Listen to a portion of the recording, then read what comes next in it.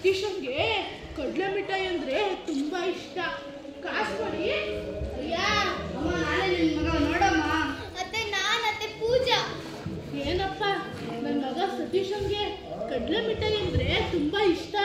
ನನ್ನ ಹತ್ರ ಕಾಸೇ ಇಲ್ಲ, ಕೊಡಿಸ್ತೀಯಾ? ಅಮ್ಮ, ನಾನೇ ನಿನ್ ಮಗ ಸತೀಶ್ ನೋಡಮ್ಮ. ಅತ್ತೆ, ನಿಮ್ಮ ದುಸ್ಥಿತಿಗೆ ನಾನೇ ಕಾರಣ. ಪಾಪಿ ನಾನು, ಕೊಡಿರಿ. ಬಾರಮ್ಮ, ಮನೆಗೆ ಹೋಗೋಣ. ಅಯ್ಯ ಅಮ್ಮ, ಕಾಸು ಕೊಡಿ.